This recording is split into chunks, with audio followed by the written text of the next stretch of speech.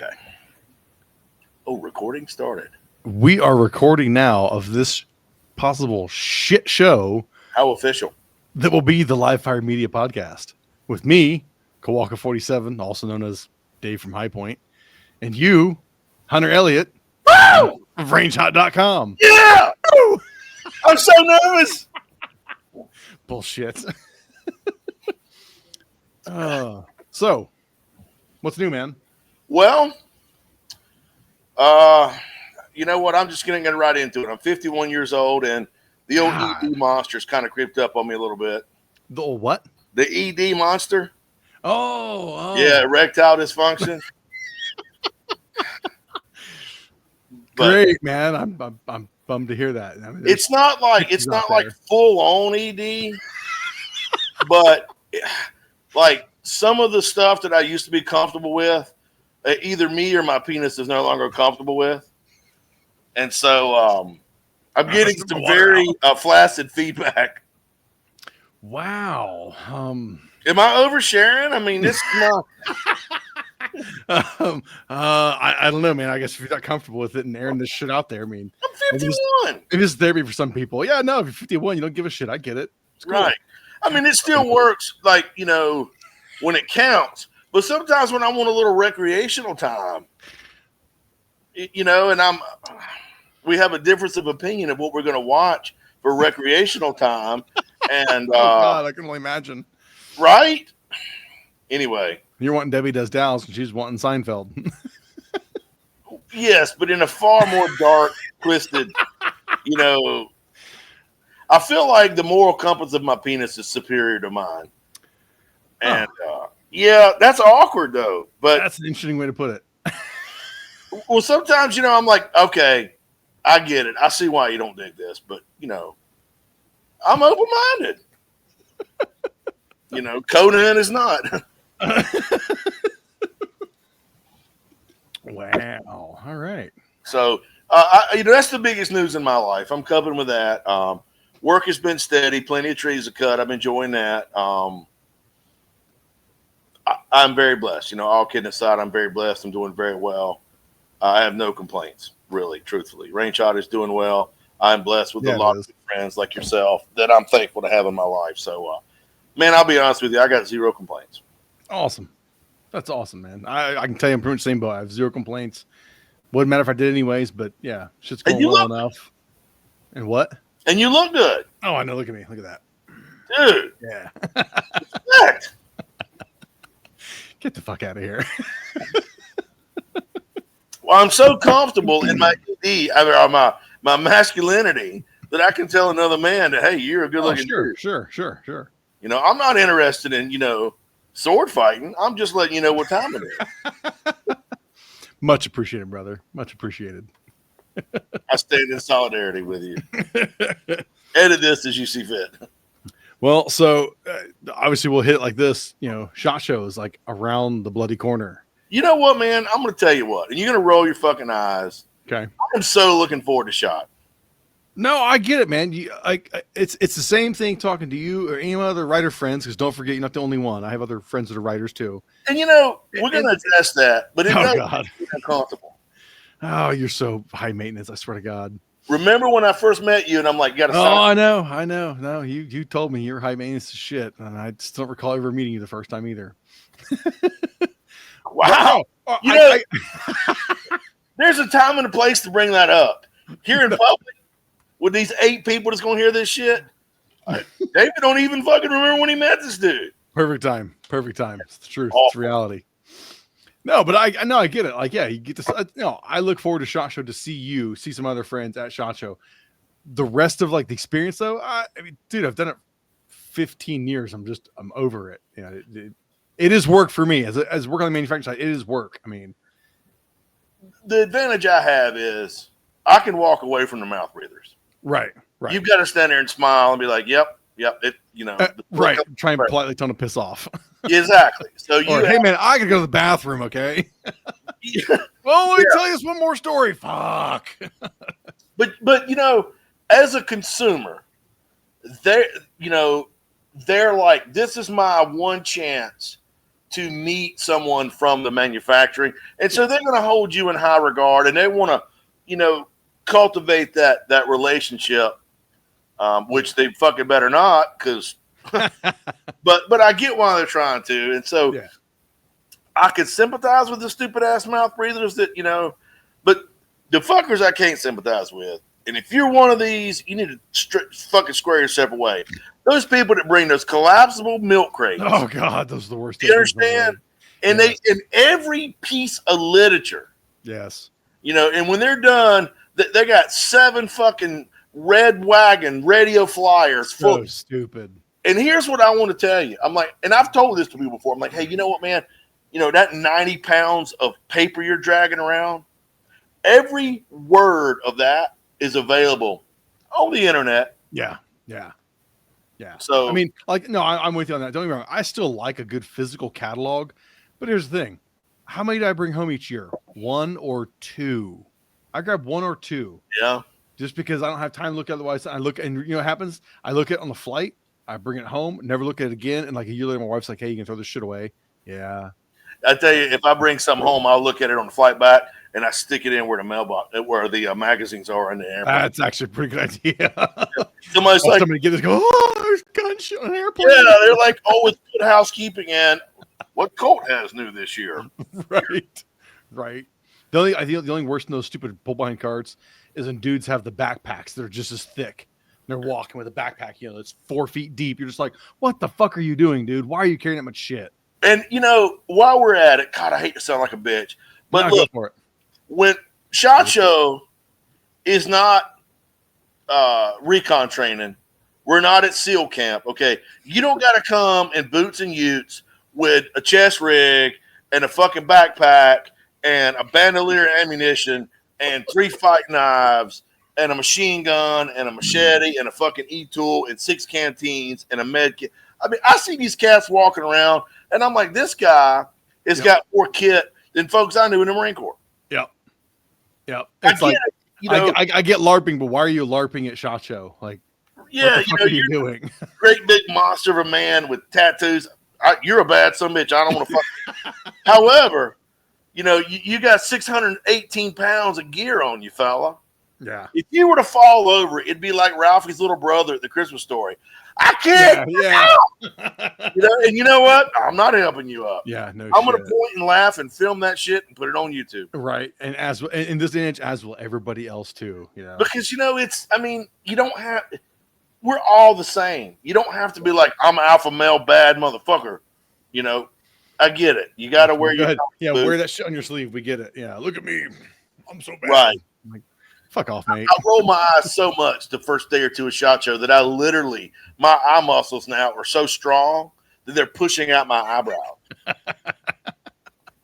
No, it's real. Like it's yeah.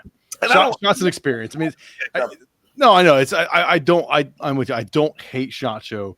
The grind of it for me and the working side of it does just it is exhausting. It's like it's long days. People are like, what do you mean not doing anything? Man, I'm standing there in this concrete ass area. Yes, I got carpet and padding. I'm still standing there, literally standing on that shit all day long, listening to mostly retarded shit. You're right. I mean, listening to pitches from other dipshits. They're like, I want to shoot your gun 1,000 yards. I want to shoot your gun as the target at 1,000 yards. I'm like, yeah, get the fuck out of my booth. Yeah. Go away, dude. And then, the show ends. And then what? It's like, it ends at 6, but reality, it's like, we don't get out until almost 7. And we're trying to grab something to eat, which is usually a dinner, which usually has reservations, which is until like 9. And it's like, I just want to like hang out and chill. I don't want to be like busy with shit, And the problem is you have to be there at a certain time. Right. Whereas you can stroll in hungover as shit whenever. Yeah, I'm like, it's 8:30. I need another hour and a half worth of sleep. Yeah. No, I'm strolling in at like 7:30, hungover as shit, going, oh my God, get some caffeine, get some carbs, get some protein, then be like, yeah, I'm good. Are you good? Not really. I usually get there like 10:30. Oh God, you suck. But this is going to bring me another point. And if I'm complaining too much, tell me. But, I've been in this gun review writing game for, what year is this? 2025. Now, 25, right? Yeah. So, counting not 2025, like 20 6 years I've been doing this, man. Yeah, I know. Off and on for various publications now myself. But anyhow, I remember when SHOT Show, you had people that were good review. You had people that were knowledgeable about firearms. Not that I'm the end all and be all. I learn something new every day. Sure. We all should be learning something new every day. Absolutely. I am by no means an expert, but I know enough to keep me out of trouble. Right. And I know when to keep my mouth shut. Right. But you've got people that are like, they're Instagram models. Mm-hmm. And they're coming in, and what hurts industry writers a lot is so many manufacturers are gun shy now, pun intended, because you've got a lot of Instagrammers and YouTubers and people that really don't know their ass from third base. Yeah. And they're walking into a booth with their hands out. Yeah. And so give me something. 'Cause I'm somebody. Give me some guns, send me a check. And look here, y'all. That ain't how this works. You don't get free guns. You don't get a check. You don't get none of that shit. You write a review, and if you love the gun, you usually get a pretty decent deal on it. But you still have to pay for it. The very vast majority of the time.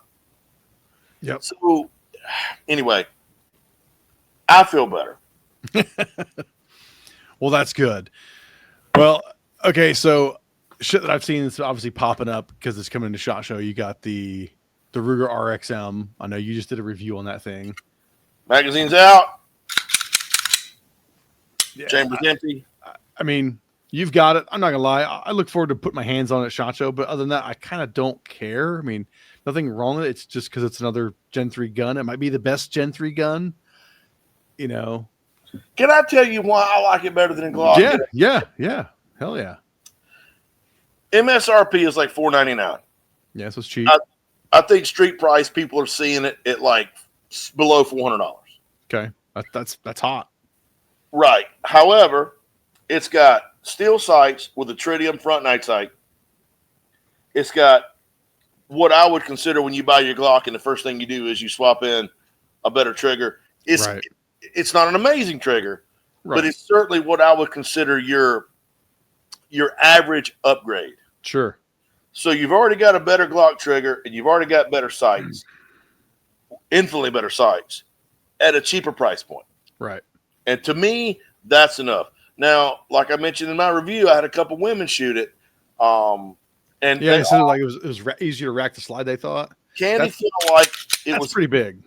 Easier to rack the slide. As a matter of fact, my mom, Barbara, and Chad's wife, Krista, when they shot it, they mentioned it was easier to rack the slide. When Candy shot it, she thought the whole gun was easier to manipulate. And she's got 2.19s. So, it's not an easy. Sure. She felt like the pistol was easier to manipulate all the way around. Right. And several women commented it was easier to rack. So, I feel like just with the trigger and the sights that, you're ahead of the game. But Dave, I full transparency, this. I'm not a Glock fanboy. Right.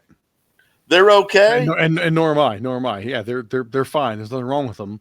It's like a shovel. Yeah. It's going to work, but your shovel and my shovel going to look just like, it's not. Well, it's like everything else too. It's like you talk about like the Instagrammers and shit. So many people are jumping after guns just because they think it's a cool gun because somebody told them it's a cool gun.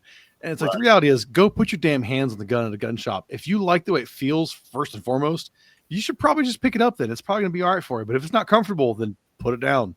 Go look at something else. Yeah. Firearms are weird, man, because, it's like what I may like, what may feel good to me, Dave, you may pick up and go, nope. Yeah. And it's not any fault of anything. It's just the way she goes. Yeah. Well, it's funny. It's like, it's kind of, I can almost roll another one here is, how they feel different. Like, I got my VP9. I've carried this thing for, I don't know how many years, love this thing. And it's funny. It's got finger grooves. I hate finger grooves on Glocks. Never liked them. I'd mill them off. These actually work for me, but they may not for somebody else. But then now you look at the VP9K and F, they've only made the finger grooves. So they're just more straight grips. And it's like, and you know what? I bet it's even more comfortable than this damn thing because that straight grip is just better. Now, are we going to address the HK fanboy thing or no? Is this inappropriate? At this point, no. No, I mean, you mean talking about me? Talking about me? Yeah. Oh, I guess what is there to address? Well, I'm just saying. I mean, if HK come out with a BB gun, you'd be like, "This is a nice BB gun." No, not at all. Because their newest gun is their what do you call it? The 365 size gun. Subcompact, micro compact. Yeah, whatever you want to call it. I don't care about the category, but their new gun is in that style. I don't give a shit about it. Okay. I don't like the styles. I don't like the look of it. I don't like the size of it. I'd probably still get a 365. So you judge it over the merit of the gun being a solid gun. Okay. Now, look. So have you delved in any of this P320, P365 uncommanded discharge? No, I mean, I've seen the videos when they pop videos up. I've seen people like Twitter posts, X posts, whatever, and Reddit posts. I mean, I know of it. I don't follow it a whole lot because I honestly don't like 320s that much. I think they're just okay. They're just not for me. So if they have issues, I mean, that's okay. I'm back up then. SIG's certainly known for beta testing their products on people. I mean, yeah, especially the last 10 years, they've been really known for that shit. And yeah, and I've firsthand, I've known some people that's been out with SIG, like aftershot, and they're sitting around. You got 6 or 8 SIG employees, and they may have had a few beers, and they may have mentioned that. So, yeah, allegedly. Yeah. I don't know. I just say it's like, if you like it, cool, run it, cool, be careful. If you don't like it, cool, move on. There's plenty of things to shoot out there. I interviewed a guy, about it because I don't know a lot about it, and his thoughts were, because it's modular, the P320, and they had to make everything fit in that little, fire control module, that any sort of dirt, fouling, lint, whatever, could slow down the sear. And not allow the sear to completely engage.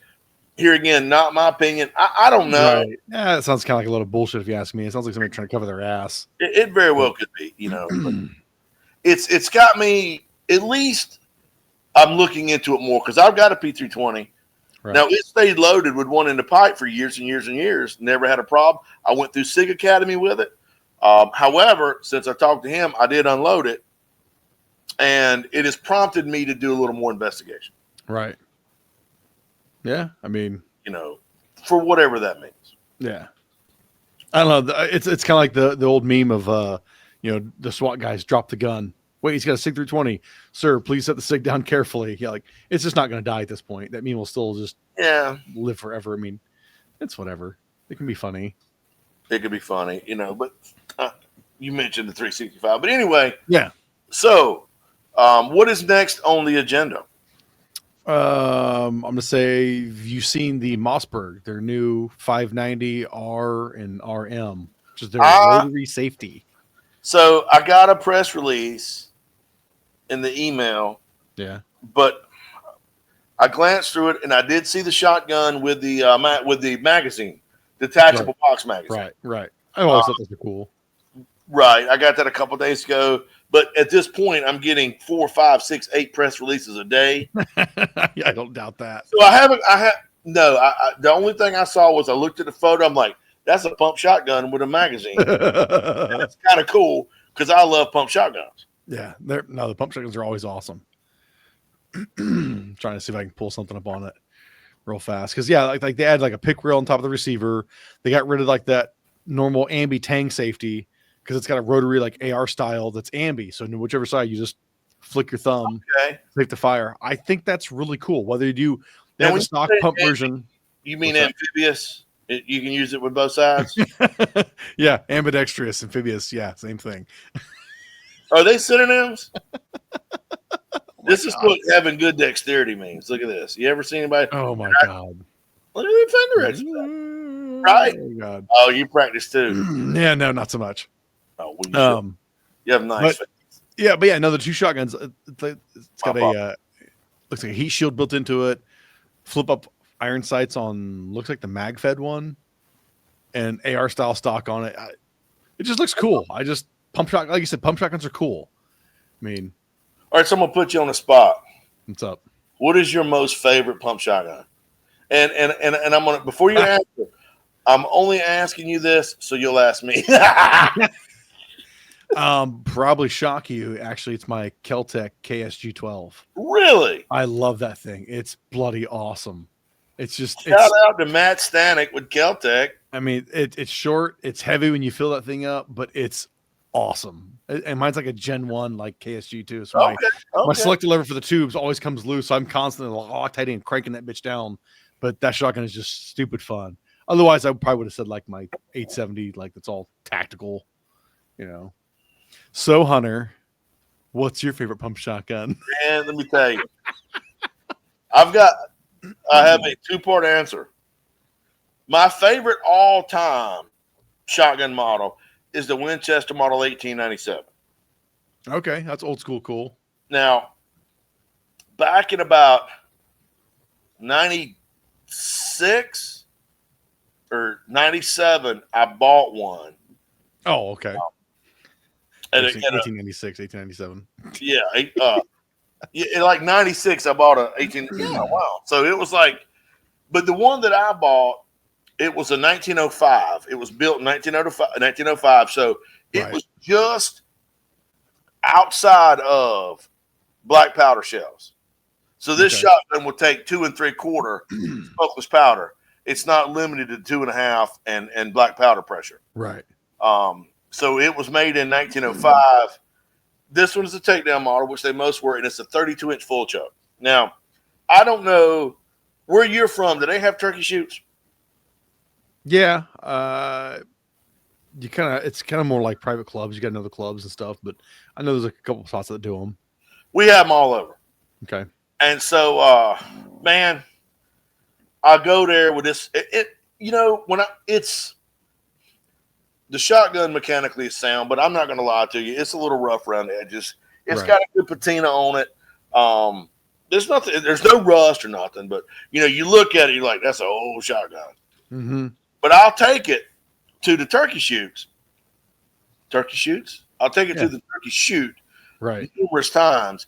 And you got them old boys out there with those Manelli inertia drivens and their Berettas, and they got their over and unders. And I was like, okay, yours are more fancy than the ones I've been to. It's always usually just over unders, Oh no, these guys Brownings and Beretta over unders.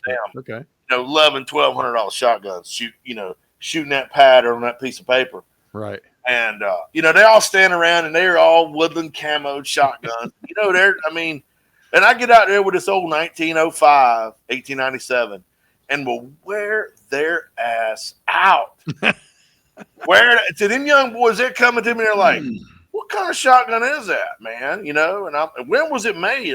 And this thing was made in anyway, I love telling that story because it's an old school shotgun and it's old. No, that's cool. Those things are cool. My favorite shotgun model, and then the one I got is my favorite shotgun that I own. And it's fun doing silly shit like that, taking a different gun like that out to things, and whether you show everybody up or not, just bring them out there and doing it. People just look and go, "What the fuck?" Like, yeah, that's right. I'm running this thing. Yeah, people look at you like you're crazy. It's kind of like when you go to the range and you take a bolt gun and 220 Swift and you touch that first one. Oh my God, I'm not divulging into that. Yeah, it's gonna bring up Swift, baby. So what's the other shotgun part then? No, that's both parts. My favorite model is the 1897, and my favorite shotgun individually, specifically, is my 1897. Oh, okay. And one other quick little anecdote, if you will. My father had a 1897 riot gun. The very vast majority of 1897s are takedown models. Okay, I had no idea on that. That's cool. Yeah, and so mine's got a 32-inch barrel on it. So takedown, Like 2x4. But my dad's was like an 18.25-inch barrel. So when you took it down, your slide action and your barrel was just a little bit longer than your action. Right. So my father would take that down, and he carried it in a clarinet case. Oh, that's cool. And the damn where like the big horn of the clarinet would be like at least 1 or 2 boxes of shotgun shells. So he would That's cool. he would tote around a clarinet, or it might have been a trumpet case. I'm sorry, I think it was a trumpet case because my old man played the trumpet, and so he had a trumpet case, and I could sit here and I can remember it, and he would put it in the truck, and he'd carry it anywhere. You know, he'd go to work, he'd carry it, sit in his office, and like, oh, you know, hey, you got a trumpet? Ronnie, go. Yeah. You know, and I'm thinking, no. I hadn't thought of that memory in a while, so that was cool. Anyway, that's funny. No, that's funny. That's cool. I'm not trying to train wreck the podcast. No, I don't give a shit. What are you train wrecking? I told you this is gonna be a shit show anyways. We don't know what the hell we're doing. We're just talking about what's trending, fucking new gun things coming out, you know, around SHOT Show. So okay, so speaking of trending, and I mentioned the Swift. Yeah. So here's something I'm working on. I want you to I got to put on my readers here. Oh shit, getting serious now. Puts the glasses on. We're getting serious. We're getting so that is 22 ARC. Look at this ARC. What is it? ARC ARC? What the hell? 22. Damn if I know. Look at this thing. All right, it's not not as long as I'm expecting, but I keep forgetting it's built for an AR-15 platform. So it looks thick, but is it like 308 thick or no? It's approaching that, but it's approaching that. So you're familiar with Range Tool, right? Yep. I met these cats years ago when I was reviewing their. They were doing like $100 silencers, $150 little rim. Oh, really? Silencer. Yeah, I didn't know that. Oh yeah, he built a wonderful little aluminum rimfire silencer, man. It was like, now mind you, this was 10 years ago, and I reviewed a couple of his little rimfire silencers. This is ice water, in case anybody's asking. That's all I'm drinking. But so. Me and old boy with Range Tool, we got to talking on the phone as we do, and of course, you know, I was talking about, you know, I'm a speed freak, man. You know, I love. This is fast ammo. I know you and your 220 Swift, addiction. This is the juxtaposition of my brain. My two favorite rifle cartridges are the 220 Swift and 4570, and I don't really give a fuck about anything in between. Right? But okay, you said rifle. Never mind. I was like, what about 45 auto? But you said rifle. Okay. Well, yeah, 45. I mean, so when I grew up, my father had an M1 Garand, and yes, for those wrinkling your fucking nose, that's how you pronounce it, because John Garand invented it. He had an M1 Garand, he had that 1897, and he had a Colt 1911. Black Army, real Colt 1911, made in 1918. So I was probably 12 or 13 before I knew that there was more to life than 45 auto, 30-06, and 12. Right. But, you know, and I like the 223 is fun, but I love the 220 Swift and I love the 4570.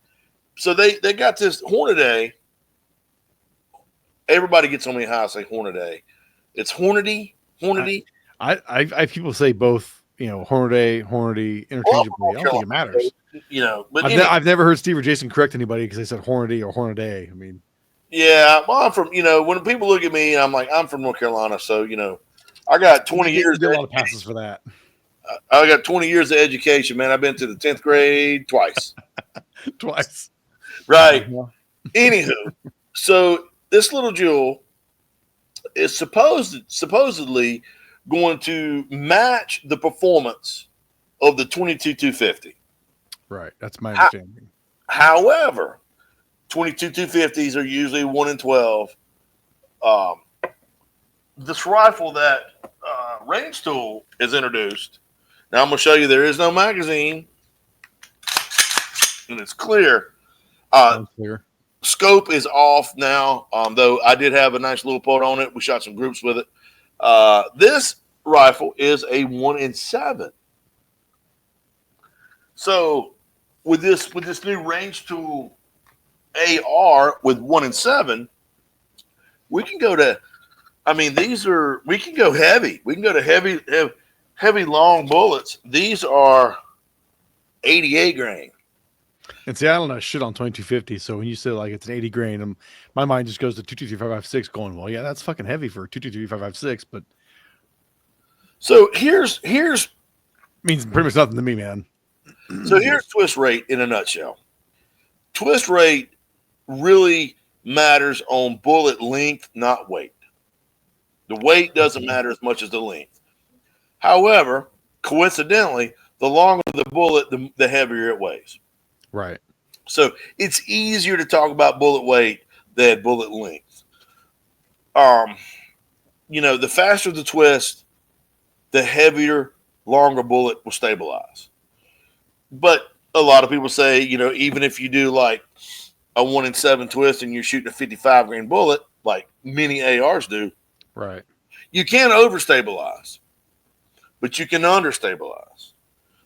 Way back in the 30s, when the Swift come out, and it was a 1-in-14, people were shooting 40s technology. I say the Swift come out before the 40s, excuse me, but when it was popular, people were varmint hunting in the 40s with it when it was really taking off.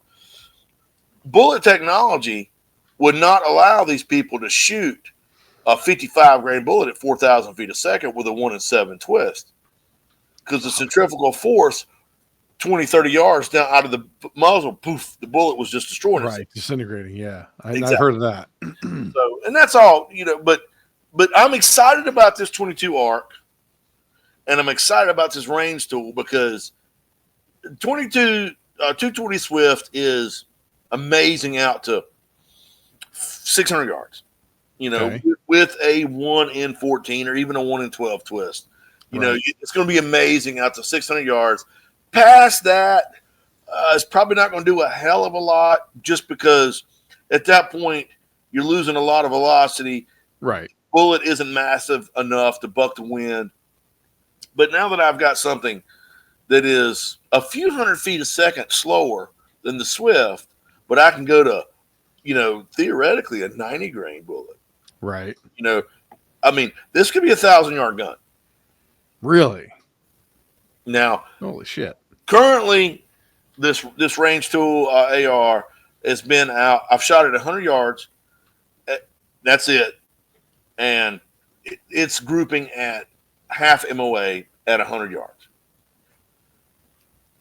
Okay. Which is with factory ammo, which is respectable, but 100 yards don't tell shit. Right. I did that. I had to borrow an optic off of a rifle to do that. I'm waiting. We talked about that earlier. Yeah, I've got an optic coming from Leopold and Night Force for this rifle. And that's when Night Force did send you one, huh? My buddy Zach Hine. Shout out to Zach Hine. Zach. Oh yeah. He reached out to a buddy his at Night Force, and he emailed me, and I'm like, hey, this is what I'm doing. I got this 22 arc. I want to shoot it. Right. I want to try it at 1,000 yards, but I'm gonna shoot at 500 yards with factory ammo, and I'm like, I need nice optics. Yeah. And I'm kind of a Leopold slut. It's good stuff. It is, but in all fairness, a lot of the people who read Range Hot and watch us on YouTube are like, Hunter, every time you get a nice rifle, you got Leopold on. Because I have them and I like them. But it's also good to branch out. It is. So anyway, I'm pretty sure the one told you to reach out to Night Force too, didn't I? You not only did you tell me that, but for all these people that's listening, if you really need a solid, down to earth, realistic life coach, oh shit, David's your guy. I'm telling you, boy's been life coaching me for 10 years now. Too damn long. It has paid dividends, if you will. That's awesome. I appreciate that, buddy. So anyway, that's my spiel. Nice. I like I said, I don't know shit about shooting fast stuff. My first thought was that made me think of the ill-fated 224 Valkyrie that Federal put out, because that was supposed to be like 1,000-yard out of an AR-15 platform, and of course it just didn't go anywhere. But at the same time, if Horny's behind it, I think that's got a little more. Actually, I take it back. That's got considerable more weight to it than. I mean, like Federal's not small potatoes, but I don't know. But Federal, when Horny's behind something versus Federal, that's very different. I think I think what's going to determine whether this 22 arc ever does anything is, I mean, this is a predator round. This is a varmint round. Right. That's the reason Range Tool named their rifle the Predator. Right. So if people are, a lot of people shoot varmints with an AR platform in 223. I mean, let's face it, AR platform is pretty freaking huge in every way, shape, and form. I mean, it's America's rifle. Yeah. And to say it's not, you're retarded. Exactly. But to get an AR in 22-250, which is probably one of the more popular varmint cartridges, you got to go to an AR-10. Right. With this, you're getting 22-250 velocities and energy in an AR-15 platform. Right. You know, now a lot of people are going to go, well, what's barrel life? I don't know. You know, that's to be determined. And no, yeah, I'm sorry, but let's take a step back with that. What's the barrel life of it? You know, people say that kind of shit. How many people really and truly are going to shoot any cartridge enough to burn their barrel up? I mean, people can do it. Obviously, it can be done, but talking the average person buying, say, a rifle chambered in 22 arc, how many people are really going to shoot it that much to burn that barrel up? And if they are shooting that much, they can afford to buy another damn barrel or buy another damn gun too. So it's like, who gives a shit? 20%. Exactly. And you know, I mean, Ray Charles can change a barrel in an AR. Right. So, you know, Saturn Barrels right now are building from what I hear, Saturn Barrels right now is building the 22 ARC barrel. So is you that get what Range Tool's using? Oh, it is. Yes. What's that? I says that what Range Tool's using is the Saturn barrels. Yes, that is. And he went with Saturn barrels after, I think, a lot of investigation. Believe it or not, he and I have been going back and forth now almost 4 months, 5 months, maybe 6 months on this particular rifle. Right. He reached out to me like maybe 6 months ago and like, if I were to build something like this, would you help me promote it? You know, and I'm like, absolutely. Because I love fast shit. Yeah, right. And I love Hornady. I got some good contacts at Hornady. I know they do good stuff. Yeah. And I was talking to some of the tech guys about this ELD extreme long range cartridge they're coming out with. And I know Hornady shit together. So, you know, when I've got the opportunity to shoot something that's going to be a blistering fast out of an AR-15. Right. That's not love 223, but I mean, come on. It's different. It's cool. Let me ask you this then. What's like, I like the AR-15. It's most of my guns are AR-15 platforms. Myself. But what's the big deal if something fast is in an AR-10 platform? I think it's for bulk, for weight. You know, if you're going to go out, you're going to varmint hunt, and you've got to hump your fucking rifle 2 or 3 miles. Yeah, that's a fair point. You know, Andrew Barnes Precision Machine, he makes an AR-10 in 22-250, and it is a damn nice rifle. But it's probably 2-3 pounds heavier than an AR-15. And it may not sound like a lot, but if you're walking around with that thing, 2 pounds adds up a lot, and that becomes a lot. It is. You know, and it's bigger, it's longer, it's bulkier. So, I mean, if you get out of your truck and you walk 10 steps to the shooting bench, big deal. What does it matter? Right. But if you got to hump this bastard, right, then I think that's where it comes in. No, that makes sense. That's fair. That's my best guess. I'll accept that. Well, what the hell do I know? Hell, you know more than I do. Bullshit. I'm just a fucking tactical Timmy retard who likes LARPing on the range when he can. That's bullshit, David Kawak. And you know what? I've seen you shoot matches. I've talked to you, and everybody who's listening, all you 8 fuckers that are listening, he's being modest. You know, he knows a hell of a lot, probably a hell of a lot more than I do. I'm just, when you're asking me questions, I got my smartphone right here, dude. I got Google. Do you think I'm not Googling shit, looking shit on my other screen over here? Oh, and hey, you know what my father always said? If you can't dazzle them with brilliance, baffle them with bullshit.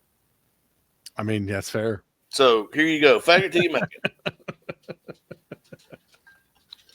So you know what? How much time have we got? I don't know, about another 20 minutes, 25 minutes or so. Okay, perfect. Because I got something I want to ask you bad. Go for it. Man, tell me, how do you feel about lever guns? I like them. Well, okay.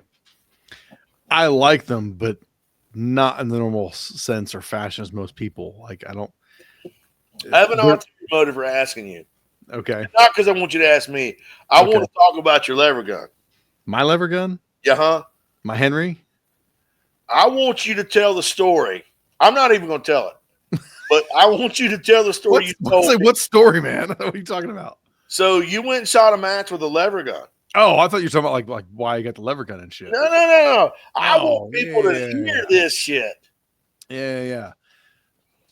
What is this? 25. So 2024. Yeah, Moon's Out, Goons Out. Night vision only match put on by Moon's Out, Goons Out. Moon's Out, Goons Out. I love it.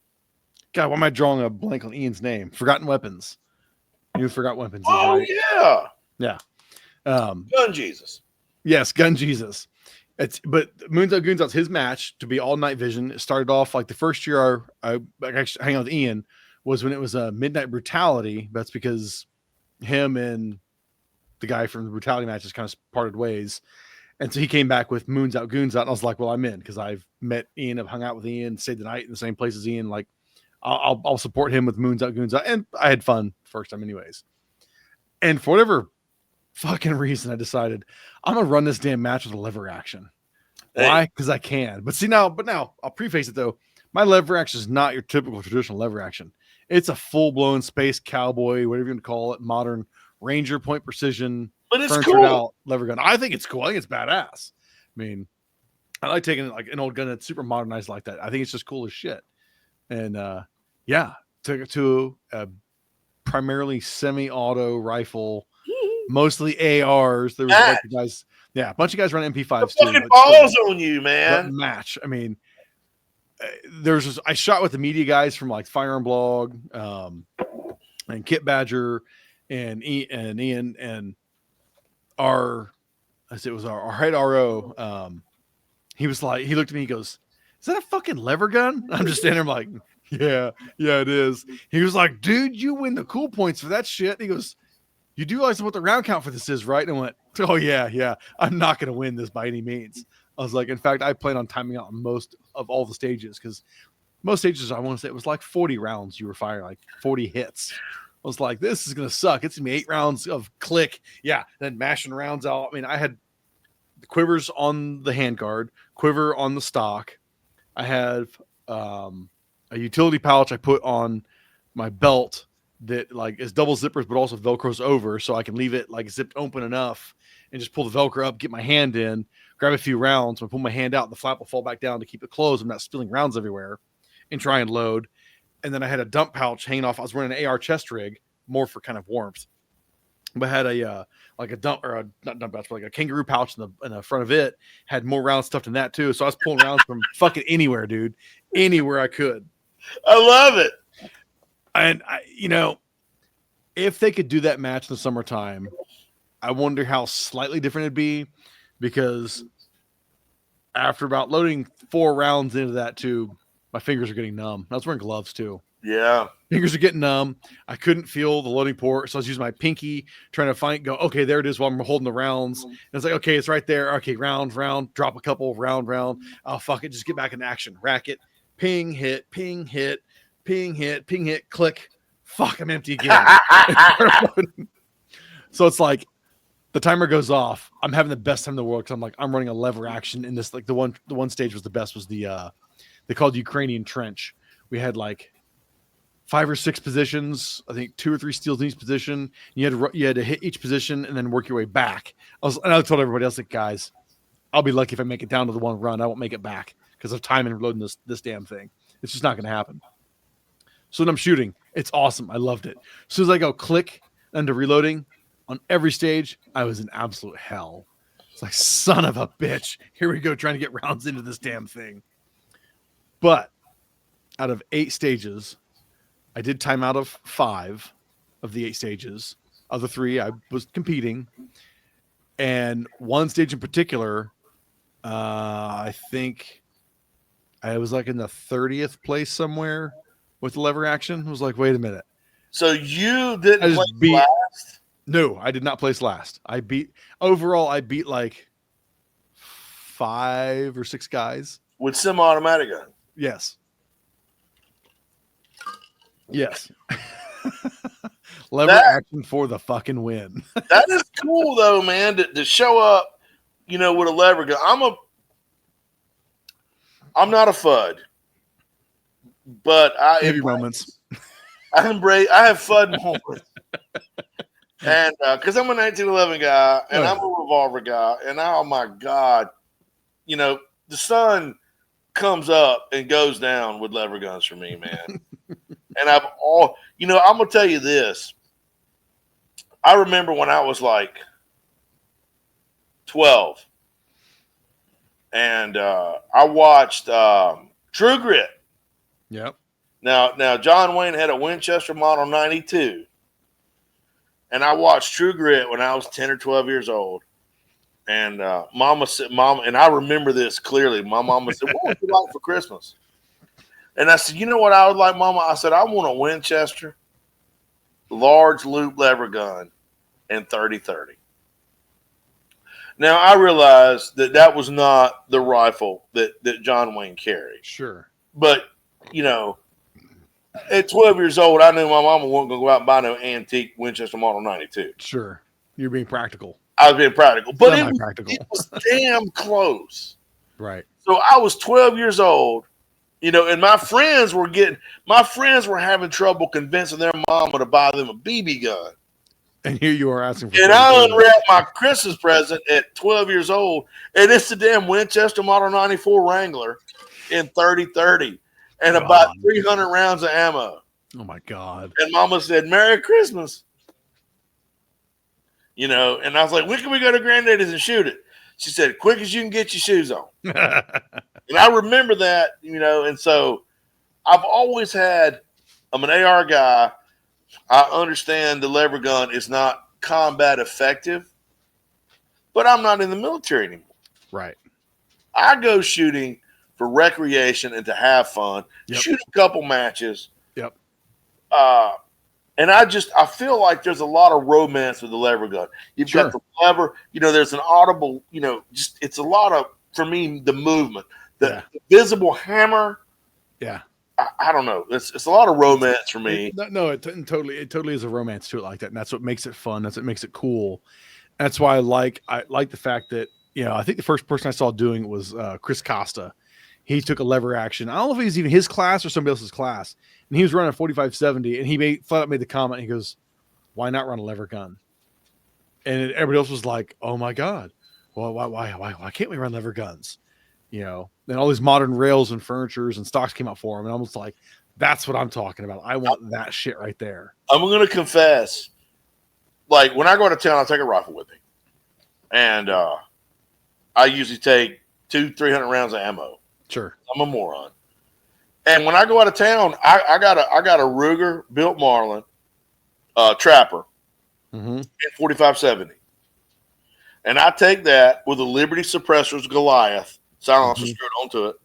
Yep. And I will take about 300 rounds of double tap 405 grain hard cast. And I'll take about 100 rounds double tap. It's doing a 300 grain all copper hollow point. Right. And, for me, I feel like that's going to get me out of any damn thing this side of a rabid bull elephant. Right.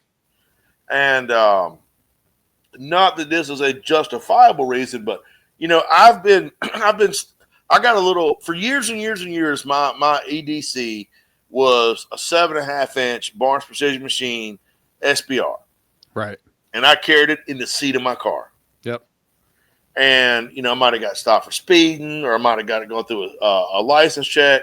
And, and when the cop sees that, what are you doing? Right. I got to hear a fucking 10 minutes of chin music from this guy, which I'm not saying is wrong, but it's not right. I don't want to hear this shit. But if I've got a lever gun, with the muzzle down in the floorboard, and a cop sticks his head in there and he sees it, it's dismissed.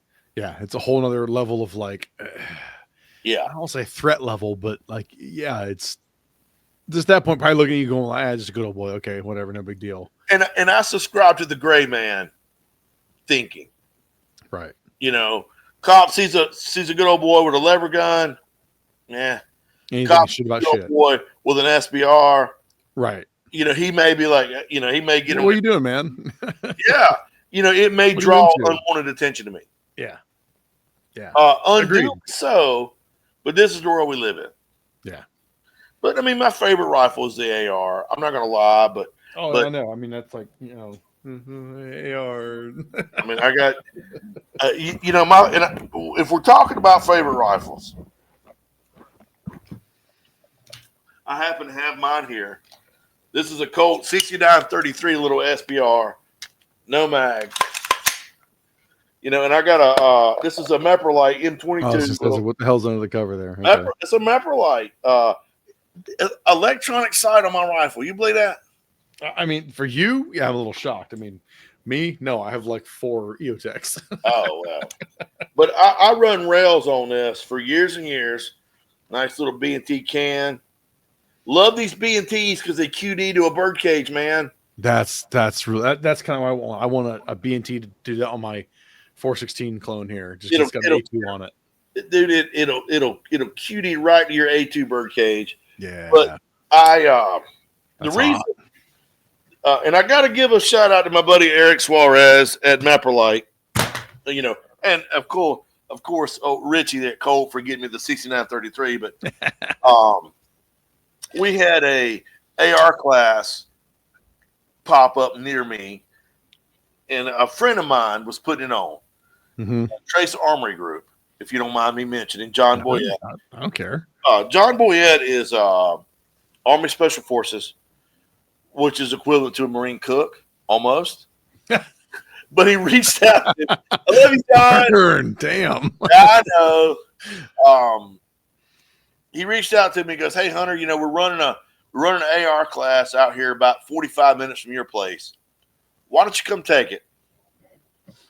Here's the thing. I love taking classes because you always learn something. Right. And John Boyette's a fantastic instructor. So I'm like, you know what? Absolutely. Let me come take it. And he goes, "Hey, by the way, you need to put some sort of something on your rifle." And I'm like, yeah, I got fucking. You're 50, Hunter. You should have something on your rifle. I got flip up size, baby. I'm golden. You're 50, Hunter. You should put something else on your rifle. You know, and he said, well, this class is really like to attune students to a red dot. And I was like, I don't want to do that. But you know, I had this M22 from Meprolite that I had just finished a review on. So I reached out to Meprolite and I'm like, "Hey, I got a class coming up.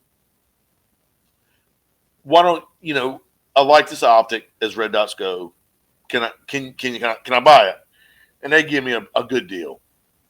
And so I put it on the rifle. I went out here in the front yard. I zeroed it in because we were shooting from 3 yards to 7 yards was 80% of the class. Yeah. And then we didn't get any further than like 20 yards. Right. Yeah. Which for me, without a red dot, I would have just flipped up my front sight. Sure. And just run the front sight because you're looking for men and a bad guy. Right. But I'm to John's credit, I learned a lot in the class and I began to understand the red dot a little bit. You're starting to sound a little fuddy here. I know. Now look. To my credit, that class was like 3 months ago, and the red dot is still on my fucking rifle. I didn't come home and lever that bitch off and throw it in a safe. It's still on there. So So you're saying this old dog is learning some new tricks, is what you're saying? A little bit. I'm trying.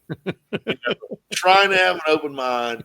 It feels like I'm wearing a work boot that's about 2 sizes too small. But by God, brother, I'm trying. Well, that's good. I'm glad you're trying, man. Glad you can keep going out on the world with knowing that like pistol red dots or. I will never ever fucking put a red. You know what? I would never die in a gunfight And when my mama comes to claim my corpse, there I lay graveyard dead with iron sights. Are you done yet? Oh, mind you, back to my, so to my lever action, and you're cool with the fact that I'm running the super modernized one. So the way I keep it set up, I'm running a green dot, a Swamp Fox Kraken green dot on it, which I've reached out to 200 yards of that thing suppressed with some subsonic 38 specials. Granted, it was definitely some Kentucky windage, right. But the fact at that point in time, because like I normally keep it with just the green dot on it and a flashlight. That's it. Okay. And when I had out in the range with some buddies, I handed a buddy, I won at the Midnight Brutality random draw, was this B.E. Myers Kiji, which is like an IR flashlight. Insanely powerful shit. When I won it, I knew guys were talking about it. I picked it up. I'm like, oh, what the hell is this? And Ivan Kit Badger, he was like, dude, you know what that is? I'm like, no. He's flipping a knife out and he's opened it before I could even like realize it. And he goes, dude, check this thing out. I'm like, oh, this is that awesome. So I had that thing as a handheld, just light. Told my buddy, I'm like, here, hold that, point out that way, the 200-yard range. Was you running? I was under my nods. Yeah, I was under my nods. Under my nods. And so on the nods, trying to like do the passive aim. I was like, well, let's see. Let's go like up like this. I was like, nothing. All right, crack it again. Bing! Like, fuck you, I'm done. 200 yards with a half-ass zeroed optic. I'm like, I'm done. But now for that Moons Out, Goons Out match, I put that B.E. Myers Kiji on there, which really, the night that I shot, we had a full moon. So I didn't need any additional IR lighting. I actually, your divisions to that match are passive aiming through your optic or active IR with like a laser and IR light. I went that route so I could go, do whichever I wanted to do. And honestly, most of the match, I ended up aiming passively through my optic, which I never thought would have happened, even being a lever action and running the old ass nods that I have. Right. And it was like, holy shit, this is awesome. Laser I threw on it was this old Steiner CQBL that was actually a piece of shit and won't stay on for anything. Was it an IR laser? Yeah. Well, visible and IR, but it was okay. it was a piece of shit. You have to run IR. You can't run visible for the match itself. So that part kind of sucks because I would easily just thrown on like a what do you call it? The Viridian has like a little forward angle grip laser. That would have been cool to run that, but it was like had to be IR, and IR when I wasn't pulling off my AK, which is a whole other bit. But now what's cool, I'll tell you, is this year, and this is kind of rolling into something else you want to show off to me. Okay. Is I'm going to run the Moons Out, Goons Out match this year. It's in March, and I'm actually going to be running that new High Point. Ooh. Yeah. Which you have, the 4595P. I'm actually going to run it with a 9mm variant. And I'm probably not going to suppress it though. I'm going to leave it just full bore just because I want you to bask in the Liberty Suppressor's cosmic here. I mean, from a distance, cool.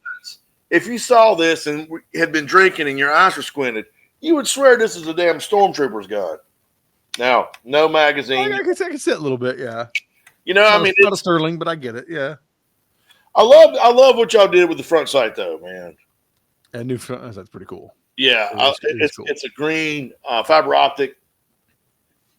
They're going to come green and red. But is it red or green? Well, no, they're going to come red and green. Well, red, we're going to be green. I think the. By the way, you could probably still send me a bill for this because I doubt I'll send it back. And here's why. Because we're friends and I love you. I'm going to be brutally honest. When this thing came and I got it out of the box, I went, oof, I hate this. I did. I'm like, this is stupid. But, being open-minded, because I do like High Point. I do like High Point solely because, solely because they're reliable, they're accurate, they're made in the USA, right? Lifetime warranty, and they're affordable. Yeah. Now, where in the hell else can you get that? So I like High Point. Call. I like High Point. So I got this. I was like, oof. But it's a High Point. I'm like, I'm gonna give it a whirl. Chad was over here, and I'm like, here, why don't you run this thing? So he shot a mag out of it first, right? Aiming it. and we were 30 yards away, and he was banging a damn 10 by 10 piece of steel. Ding, ding, Was ding. he doing that like a push pull kind of bit? Was that what he was doing? You know, he was kind of just push pulling it.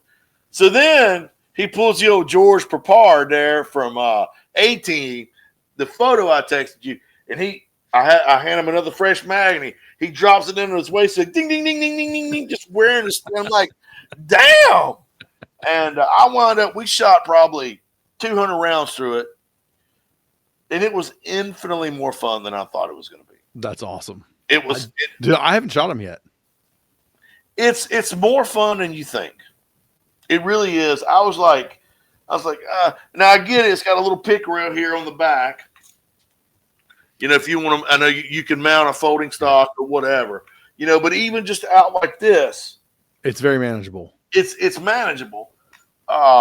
It's more fun than you think.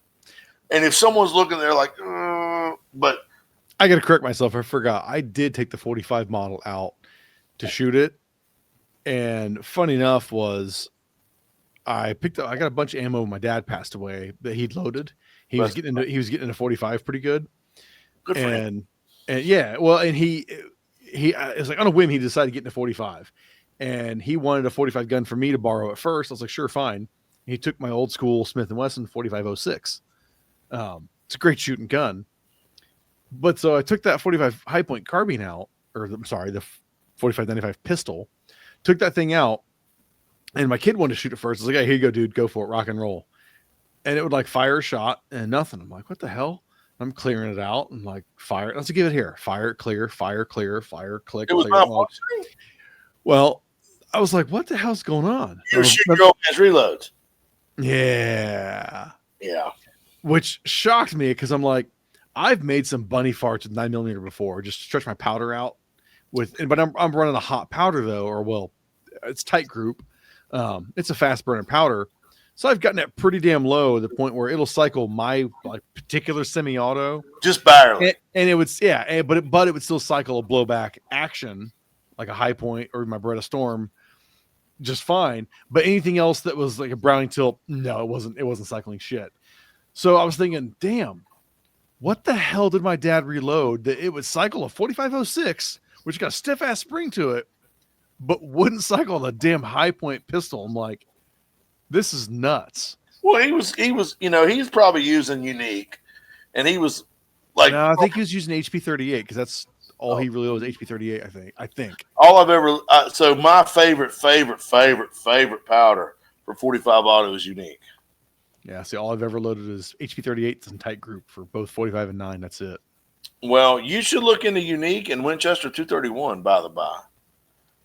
I think 231 is the same as HP38, I think. Okay. I think that might, because I know there's a Winchester that's exact same powder as the HP38. It might be 231. Now, we did talk about lever guns and how fun they are. I want to show you a gun I'm reviewing right now. Yeah, go for it. So this is the Marlin Trapper in 357. All I was saying is like that loading port looks small. Yeah, it's the 357 magnesium. Oh, that's cool. And I got the little Liberty Suppressors Cosmic on it. Yeah. But here, something this 357 lever gun does that no other lever gun does that I've reviewed. Okay. It will reliably cycle wad cutters. Huh. So I've never had a lever gun like I could stoke, 6-7 wad cutters in there. Sure. Do one or two, and then it would hang up or act weird. Sure. But this Marlin Trapper in 357, now this is the Ruger bit Marlin, but it will 100% reliably cycle wad cutters. Wad cutters. Again, you sound like a FUD saying that. I love those wad cutters. I was talking to my buddy, John Travis. Most people know him as 1911 Tuner.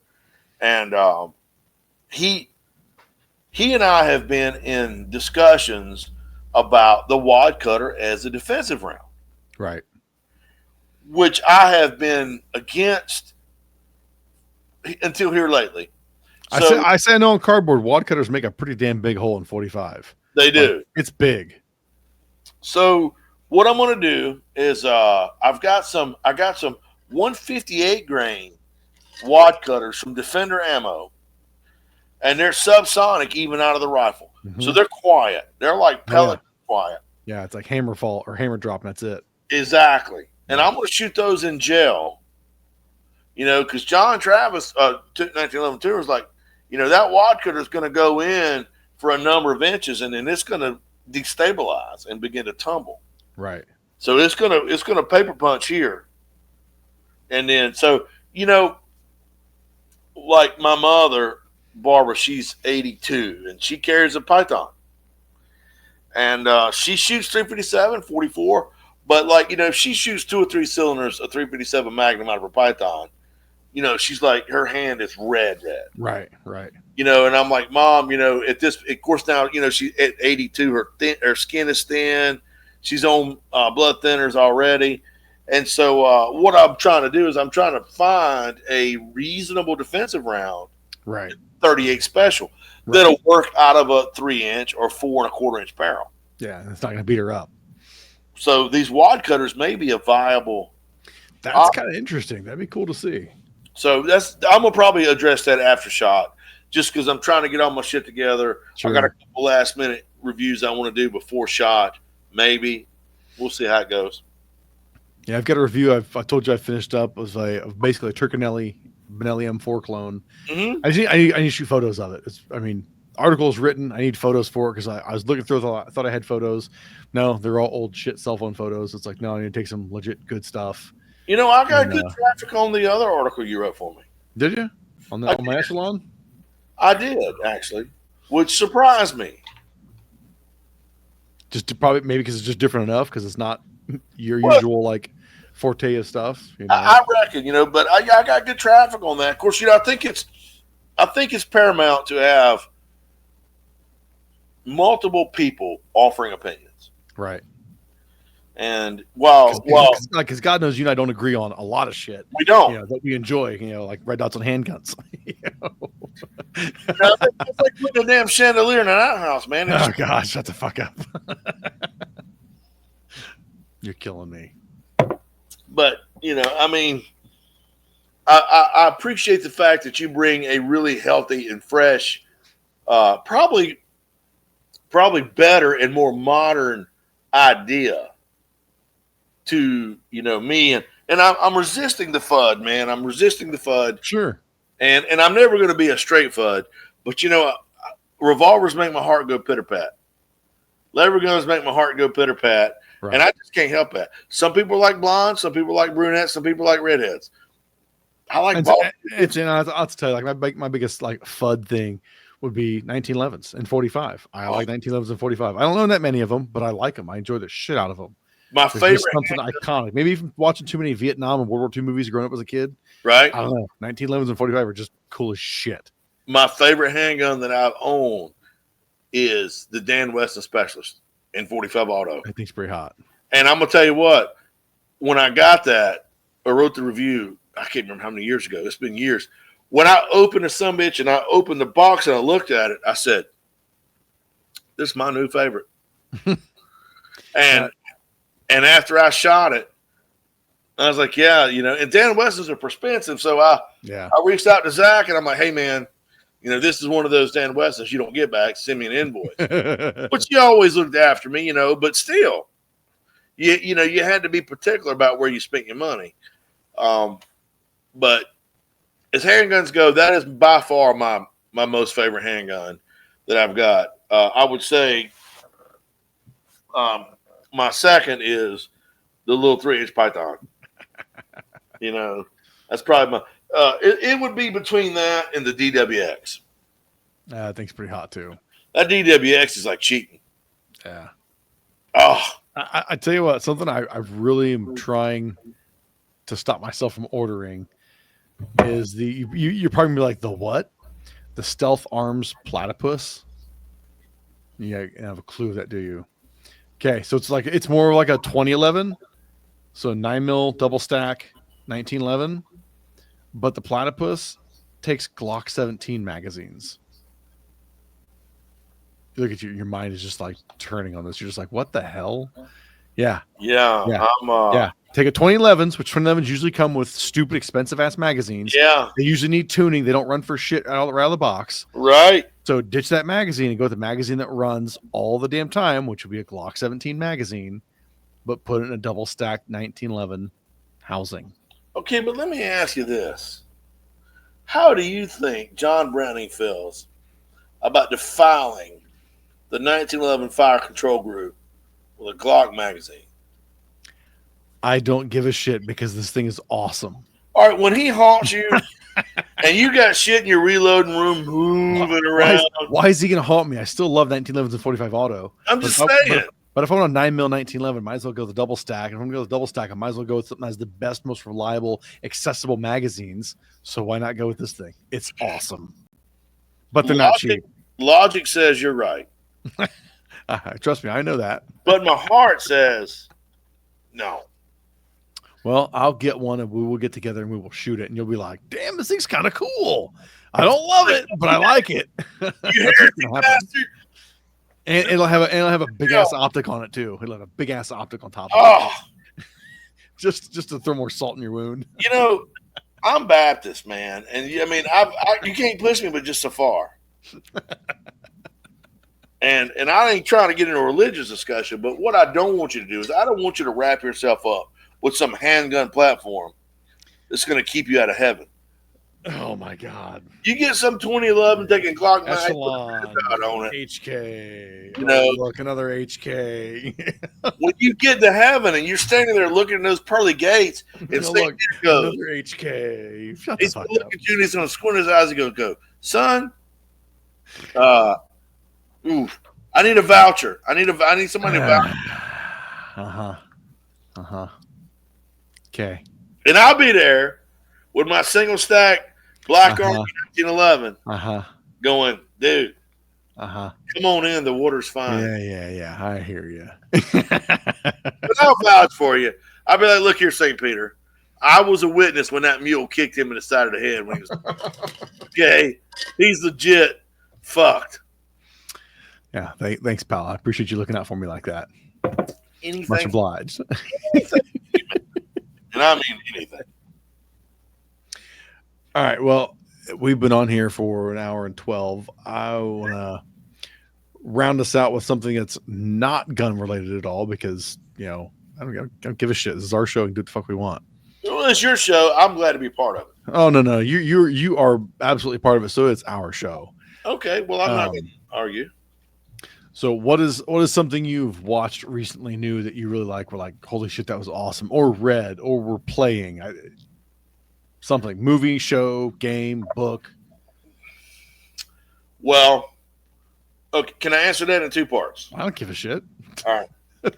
So I told you we can do what we want, man. This is our thing.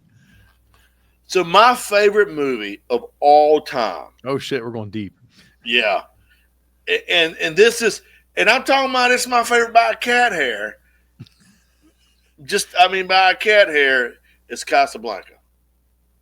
I don't think I've ever seen that all the way through. Seriously. Oh my God. It is a cinematic master. There's never been anything made this better. However, Rio Bravo with John Wayne is like 0.1%, a hair's breadth below it. Hey, don't choke on anything, but I'm not a John Wayne fan at all. I never have been. Just turn it off. Just cut me off. Yeah. What the fuck? No. You know what? Sorry, mate. I'm gonna jump on exorcisms.com and I'm gonna set up one in Vegas to get you. Yeah. No. All right. So 3 or 4 weeks ago, Candy and I watched for the umpteenth time. I've seen it. I can't. Humphrey Bogart's my favorite actor. Okay. A hair's breadth above John Wayne, but he is my favorite actor. And we watched Casablanca and then Key Largo back to back. And You'd have to be a freaking robot not to cry at Casablanca, especially at the end, man. Oh my god, it's amazing. It's Casablanca. The hair's looking at you, kid. Yeah. Well, there's the amount of quotable lines from that movie. There's a ton. is uncountable. It's amazing. It's when there were actors with talent and directors that didn't rely on CGI and special effects to make a fucking movie that was amazing. But with that said, I started a series last week called Landman. Yeah, I know of it. I've not watched it, but I've heard of it. Have you not watched it? I have not. It's good. It's good because Billy Bob Thornton plays this like he's working for an oil tycoon out of Midland, Texas, maybe. Right. And he's like oversees all the operations, legit and illegit. Like they're leasing this land from like a drug cartel. And he gets himself in some really tight spots. He's got a super hot ex-wife that enters the fray that is about a half a bubble off a plum. And it's damn good. And I was hesitant, and I'm going to say something here that's going to alienate some people. I was hesitant because some of those same folks were involved with what was that stupid ass Kevin Costner? Yellowstone. Fuck, man. Yeah, never seen that either. Let me tell you something. I would as soon scoop my fucking eyes out with a grapefruit spoon than watch that. And people are like, they're like cultic mad crazy over Yellowstone. It was awful. You know what it was? It was a fucking soap opera with a couple horses. I think you told me that before. Oh, it was dreadful. It was so dreadful. But Landman knows. Landman is good. It evokes emotions with me. He gets pushed around, but Billy Bob Thornton is an amazing actor, and he gets pushed around. I think he's a little overrated. Okay, he's good. He's good, but I think he's a little overrated. I'm measuring amazing in today's standards. So for me, I don't have as an actor that's currently participating in movies, is amazing. Is he Humphrey Bogart? No, no. But he's good at this, man. I tell you what. Did you ever see Bad Santa? I never did. He reprises the role of Bad Santa.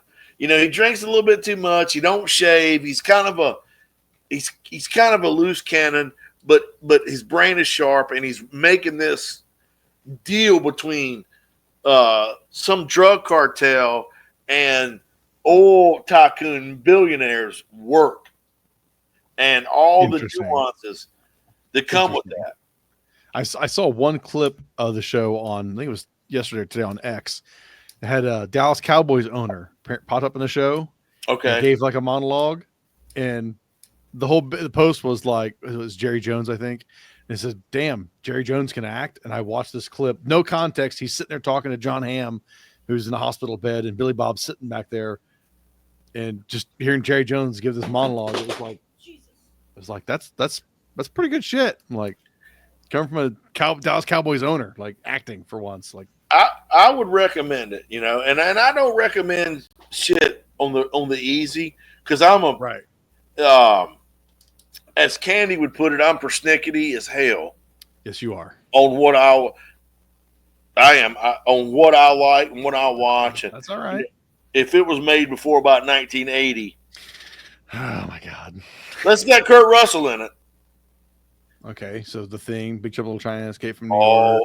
Big Trouble in Little China is one of the greatest movies ever made. One of the greatest movies ever made. Yep. I agree with that. Okay, well, I got to give you something that's been on my mind, and it keeps coming back to me. Okay. I think you would dig this, because I know you were a horror fan, but yours is more like H.P. Lovecraft cosmic horror. Yeah, I like this cosmic horror. This doesn't fall into that at all. But the wife and I went and saw the 2024 take on Nosferatu. Oh, that come out Christmas Day. Yes, we saw it like the Friday after Christmas. Okay. Holy shit, Is was it good? that good? It's good. I mean, I've never watched the original, was it 1922 version? I've seen it. But I've known enough about it. Like I knew it was always a take on Bram Stoker's Dracula. Yeah. I didn't realize how close of a take it was. And between my, October, every October, I watch the 31 Days of Horror movies. Pause. I watch your Facebook feed to see the movies that you post, and I kind of follow along. So I'm very well aware of your 31 Days of October. Well, so with that though, this year I watched 2 movies back to back. Was The Last Voyage of the Demeter, which is a brand new one. I've seen that. I didn't love it. You didn't? Oh, I really got into that one. But anyways, that's a Dracula story if you're not familiar with it. But so from watching that, I straight up went to watching the 1992 Francis Ford Coppola's Bram Stoker's Dracula with Gary Oldman, Keanu Reeves, Winona Ryder. Great movie. Great movie. 10 out of 10. So yeah, and that one, and was definitely stylized to look like an older film in ways, and it worked. So having that still pretty fresh in my mind, and going to see Nosferatu, knowing Nosferatu was always like the original Hollywood rip on Dracula, minus some other context of the film. I was shocked. I'm like, oh my God, beat for beat. Like, this is fucking Dracula. Yeah. So far, until you bout to the point where you get to where he makes land, it's a little more different than from Dracula's story, but still, it's still roughly the same movie. All that being said, though, the visual style, everybody's acting in it, it's fucking good. Yeah, watching it, like I'll probably pick that up on physical media and throw it back in the cabinet back here because it was good. Yeah, is it okay? So compare that to a Nefarious. Totally different film, right? But totally equally different. Good though. It's gripping for the gripping entertainment value. Okay. Yes. I mean, like I said, because I knew the story, I knew how it was gonna play out because it's fucking Dracula. It was good. The 29 or whatever year Nosferatu came out. I've seen it. It's good if you watch it knowing what you're getting involved with. Right. Silent movie, you got to read. Right. Which and it's like what, hour and 22 minutes, whereas Nosferatu is like 2 hours and 14 or 15 or maybe 2 hours and 20 minutes, something like that. Right. So it's a longer movie, but oh fuck it, the visual treat of it was just good. I'm yearning for good horror. And I like horror that's not just blood, If somebody chopping a guy's arm off with a machete, to me, is not horror. That's just gory. Yeah, but I mean, whatever. Unless now, time out, because we have to at least, if we're going to bring up horror, we have to talk about the king villain of horror ever.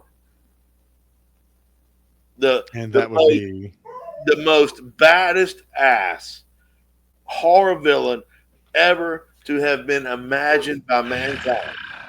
And that without a doubt. Oh my God! Shut the fuck up! Spit it out. Leatherface, man. Fucking Leatherface. Oh, slasher. Okay, we're going slasher horror now. Okay, right. If we got, no. Yes. I would say yes. Leatherface is psychological too, though. The original. The sequels are not. All right. Most of the sequels fucking suck. Yes. Except Leatherface 3D or the Texas Chainsaw Massacre 3D. Yeah, that's what it's like. Tries to be like the direct sequel to the first one, I think. Yes. Yeah, that was entertaining. That was amazing. I wouldn't go amazing, but it was entertaining. It was worth watching. No, it was amazing. It changed my life. And I tell you what, there's a moment. I know we're running long, but he gets his saw seized from him. And so bad shit's happening. So Leatherface goes home, right, to get another chainsaw. And of course he does. It's this dark room, and it's all just barely lit ambiance, and it's all like old-fashioned wood and like this really antiquated workshop, and he lumbers over to this wooden cabinet, and he grasps these 2 doors, and with some effort he begins to open these 2 doors of this wooden cabinet, and he thrusts them aside, and there is a steel 044 I was waiting for the steel. And I'm like, oh my God. And I was like, oh my God. So he upgrades. And he grabs that 044. Actually, I think it's a 440, which was the latter version of the 044. And he grabs that. When he grabs it off the shelf, I'm like, yeah, man. I understand why it changed your life now. I get it. We're winning. I get it. We're winning. Winning. You know, he went from a bad guy that struggled to dominating the world. Oh, my God. But that, you know, he run a pole line. What the fuck was he thinking? He gets a steel chainsaw. Boom. The world is your flower. Oyster, what have you. That's awesome. And then the last one he did with Netflix, where he turned into the anti-hero. I had a few good visual elements, but for the most part, it was terrible. Come on, dude. He'd have been like 80 some odd years old, and he was still just single-handedly like, no, okay, wait a minute. Get the fuck out of here. His age is the hill we're going down. There's plenty more. Millennials and running a saw through them and sticking it up to the top of the tour bus. What? When he tried to start a saw and it wouldn't work, and he beat that fucking dude to death. Yeah, I didn't care for it. I thought it was just all right.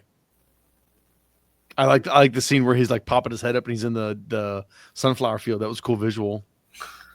But man, yeah, I didn't care for that one.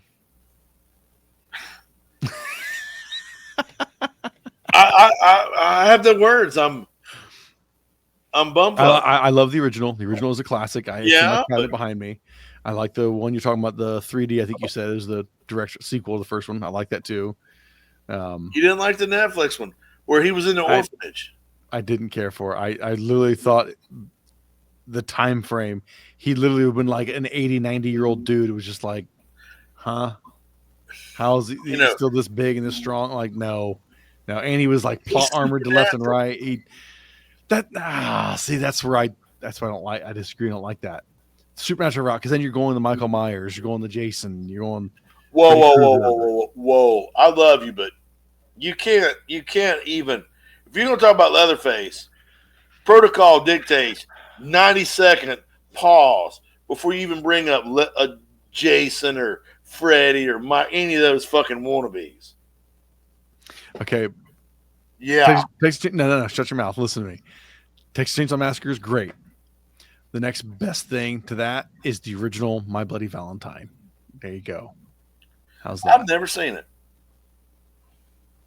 You owed yourself to watch that one. That's My Bloody Valentine. Like literally, don't watch the 2000 something remake is shit. Okay. The original. I mean, it's a Canadian film, but doesn't like try to hide that aspect of it. It's not shot to be corny like Friday the 13th or Nightmare on Elm Street, or it's maybe not as low budget as the original Halloween, but I'd say it's like movie quality wise, I think it's as good as like the original Halloween and Texas Chainsaw. Okay. Yeah. I'll check it out. And I'd say it's kind of more the see, now I'm getting foggy on years of like Friday the 13th. The original really was kind of like the first Scream movies. Like, who really is the killer? Yeah. That's how My Bloody Valentine is. Who is the actual killer? So okay. It's worth your time to watch. I hated the Fridays. Here's the thing. Oh, can I tell another quick story real quick? Quick. All right. I'll be quick. So I'm going to go to bed. All right. So I remember I got into reloading about 1990 through my father. You're old. So as a housewarming gift, my father bought me a reloading press. And I was at a gun show 98, 99, and the guy was selling 177 grain 30 caliber AP bullets pulled down from a belt machine gun for a 60, and they were 50 cents a piece. Damn. Yeah, and he had a big ass pile of them, and I'm like, I'll take what you got. So anywho, I have no idea why I bought them. So I bought those. And I hope nobody from the range I'm a member of is watching this, because I'm going to tell my. Well, nobody is right now because we're not live. All right, well I'm gonna chance it. If you're a member of SSI in Roseville, no, now you made it worse for yourself. Stop watching it. So I bought these, and weeks, months go by, and I'm watching Terminator for the umpteenth time with the girl I was dating. And, they couldn't kill that bastard. Right. And I said, I'm not buying it. I'm not buying it. So I had a Winchester Model 70 chambered in 300 Win Mag. And so I began to develop a load for a 177 grain bullet for the 300 Win Mag with IMR 7828, which is a really slow burning powder. Okay. But I worked up a load, and I got an MOA load worked up. And so we went to the range, and some nice gentleman had left 1.25 inch steel gongs at the range for us to, plink at, because, you're not going to hurt it. No. So I throw that Model 70 out there, and it was dialed in at like 200 yards. And so I pulled the trigger, nothing. I said, fuck, I missed a gong. So I shot 3 more rounds, nothing. Oh, shit. And I'm like, how in the it was a 12-inch gong, 1.25 inch thick. And I'm like, how am I missing that?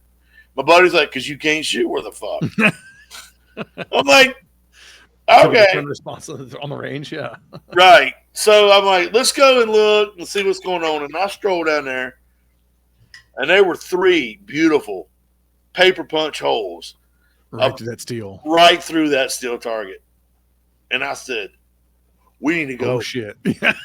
And then the next Monday, everybody got a newsletter. Whomever was shooting the steel targets with AP, please don't do that no more. And then they banned steel targets. So, but you know what though? I've got like 50 of those that were loaded. Oh, and I'm like, if the Terminator ever rolls up, you got something to punch through him. That's a through and through on his brain housing group. Yeah. I'm literally making a note of something about that we can discuss on another one, because we can go off another like probably 30 minutes talking about some theoretical, hypothetical shit like that. So I would love to, because I love to experiment with powder. We'll save that for another one to ramble and bullshit about. Perfect. Hell yeah. Well, so I guess at that point, we'll just say fuck it. We're gonna wrap it up, as we've been running for like an hour and a half here when we were trying to be going for about an hour. But hey, whatever. This is our show. We can do what the fuck we want. Well, I didn't mean most of it's my fault, because I'm long-winded as hell, and I apologize. No, you're right. Again, this is our thing, dude. We can do whatever we want. But I have enjoyed it. No, this has been a blast. I think this will be easy to keep doing this. We'll have enough bullshit between the two of us to ramble on and especially you talk about shit. Especially you. No, talking you. About? I'm pointing at me. Oh. Especially you. This guy here in the cat hat. No, I mean, well, bro, I will say this. I am thoroughly excited about this new venture. This is all brand new to me, but I'm really looking forward to it. I've thoroughly enjoyed this. I like the very laid back kind of way we're going, so I'm thankful to be a part of it. Hell yeah, man. Hey, this wouldn't happen if it wasn't for you too, man. Takes both of us, man. However, this was 100% your idea. Yeah, I'll give you that. It was 100. You mentioned like, let's do a podcast, and I'm like, I don't know shit about it. Neither do I. Well, you're pulling it off like you're an old pro. Shit, no, man. Shit, no.